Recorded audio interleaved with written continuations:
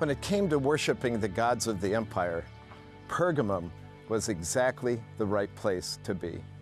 Nearly every major deity had a temple here. It would be like going to Hollywood. And in Hollywood, you can take a star tour. They put you in a little van and you drive through these exclusive neighborhoods and see where all the important people really live. Coming to Pergamum, in terms of worship, is exactly like that. No matter what you desired, or what you needed, or what you dreamt for, the gods would offer here to fulfill that for you. Pergamum was exactly the right zip code to be in.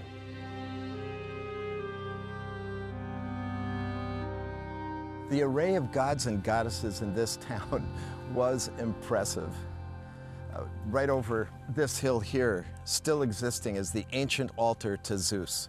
Zeus was the king of Mount Olympus, where all the gods and goddesses dwelt. So he was the king of kings.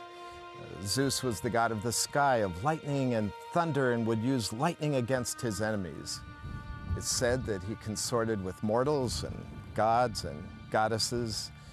Well, if you needed something done, that was the place to go. He had all the power. But maybe you came to Pergamum for pleasure. Then why not go to the temple of Dionysus? He was the god of wine and revelry. You would go there and participate in the festivities, get drunk with everyone else, participate in the orgies. Sometimes the frenzy was so strong that it would end up in the taking of human life. Going to that temple was like, what happens in Vegas stays in Vegas, or going to New Orleans for the Mardi Gras. But if you're in need of food, need of a good crop, then you want to go to the temple of the goddess of Demeter. She was the one who could guarantee you food on your table and a wonderful crop at the end of the season. Maybe you're sick. Then here in Pergamum was the temple to Asclepius, the god of healing. It was one of the major spots for healing in the world. Pilgrims came from all over to come to this temple.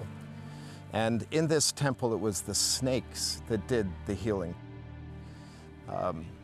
The priests of the temple would often put people in a trance. They would go to sleep, and then they would get a vision of what was wrong with them, and they could take it to the doctor and tell the doctor, and he would try to somehow medicate it. In an even stranger ritual, they would often put the sick people in a large room at night that's pitch black.